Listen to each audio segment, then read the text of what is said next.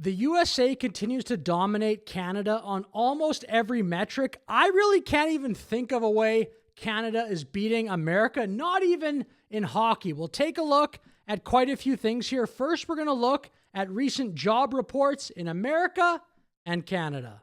Breaking economic data, the U.S. economy added 115,000 jobs in April, more than expected. The unemployment rate held steady at 4.3%. Here to break down the numbers, NBC News business and economy report. Wow, okay. What is happening in Canada? Now, some new numbers to bring you. Breaking just a short time ago, Statistics Canada is reporting a loss of 18,000 jobs across the country last month. CBC's senior business reporter Peter Armstrong has been crunching those numbers. He joins me now live in this. We lose 18K, America gains over 100K. Just another example. America is eating Canada's lunch, and there's still a bunch of elbows up dummies running around Canada, totally delusional. Studio, okay, what does this mean? It doesn't look good. It's not good, right? 18,000 jobs lost is a bad headline. The details of this are frankly a little worse, right? Because if you look at the broader trend, we're looking at, I think it's 112,000 jobs now lost since January. If you scale out all the way back over an entire year, right? For 12 months, we've added 67,000 jobs. That works out to like 5,400 jobs a month. These are not That is terrible. numbers of an economy that's getting itself off the mat and starting to grow again. These are the numbers of an economy that's struggling. The details, as I say, are even worse. I've said things like this in the past. It is insane that Poilievre and the CPC can't capitalize on stuff like that. They're such a failure. I know that's probably not good for the engagement of my videos. I don't give a shit, okay? I have another YouTube channel. I'll be fine. I'll repeat it. Poilievre and the CPC are a massive failure.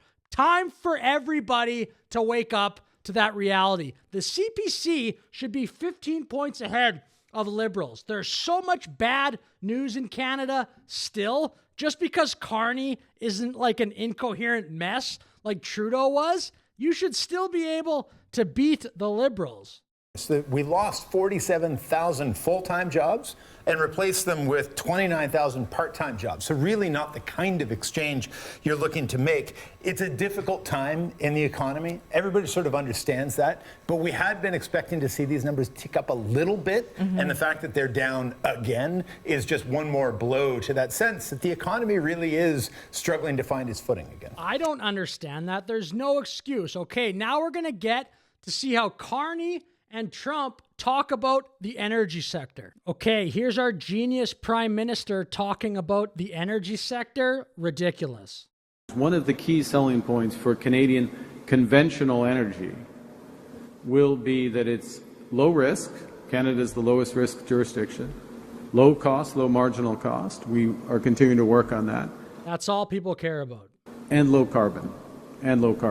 And so getting the emissions. Him and Trudeau, they love saying this. Every time they talk about the energy sector in pretty much any context, carbon, climate change, net zero. Down will put us in a position. And I will tell you that from direct conversations with a series of governments across Asia, that's what they're looking for the medium term.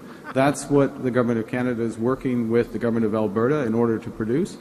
A comprehensive approach through our MOU. We're making good progress on that, and that's going to make the oil sands more competitive. It's going to make Canada more competitive as part of a much bigger energy transition that's happening.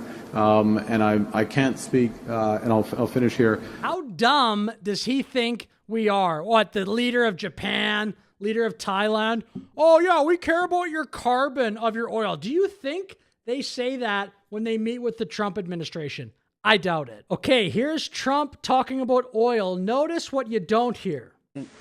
China, Russia, and Iran have interests in Venezuela. How does this operation affect your relationships with them when it comes to the oil and the drugs? In terms of China and Russia, Russia when we get things straightened out.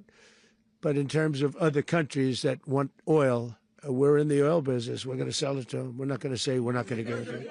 In other words, we'll be selling oil probably in much larger doses because they couldn't produce very much. It's so much simpler. We'll be selling oil.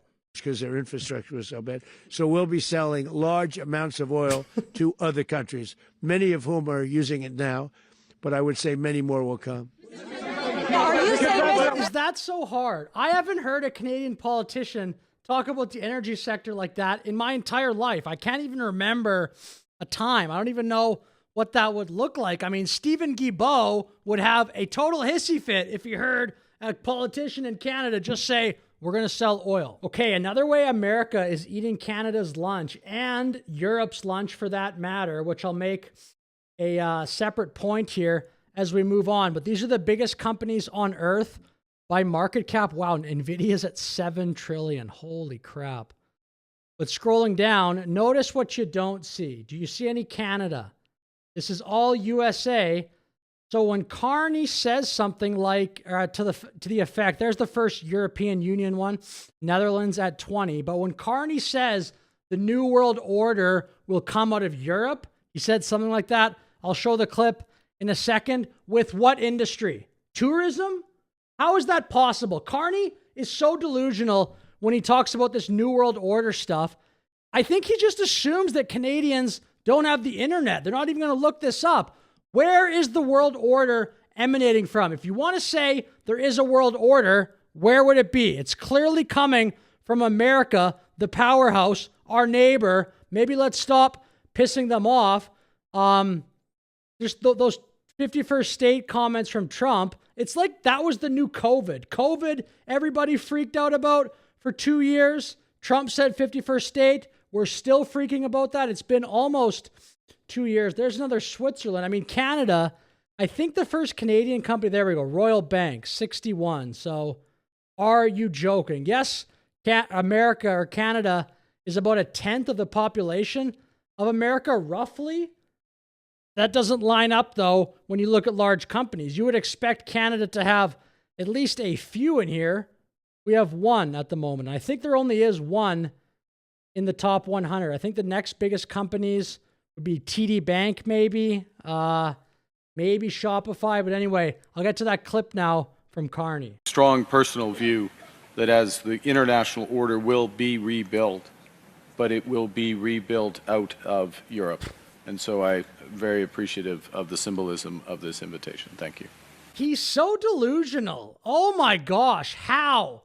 With the flat economy, with stagnant wages, how's it going to be rebuilt out of Europe? I can't even imagine a scenario where that happens. So many things would have to change. I mean, you'd have to move 50 years in the future, and we'd have to be living in a totally different world to see how Europe could be the dominant power. You could argue China, I guess. I still wouldn't really buy it. You could even probably argue India, just based on the fact that it's got a massive population. Europe, how? Okay, I'm going to finish the video here, but I'll close on the same thing.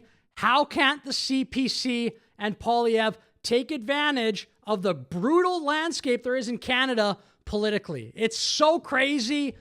People defend Poilievre all the time. I see on X. Why? When are we going to start winning in Canada as right-wingers? Go to the emergency room. Go to the doctor. Crazy long wait times. Go to America, by the way. I'm sure you've been there recently. Maybe you haven't. It's fine. It's way better than Canada is. How is Carney so popular? Goes up in the polls all the time. All those polls wouldn't be incorrect. I firmly believe Poilievre is getting smoked, or the CPC would be trying to get another election going. They're not doing that. They're just kind of chilling. So I think a major sign that the CPC and Poilievre are polling well, maybe on their internal polls, would be they're pushing for an election. That's not happening. So with that said, I'll finish the video. Let me know your thoughts. Like and subscribe. America good, Canada bad. Have a good day.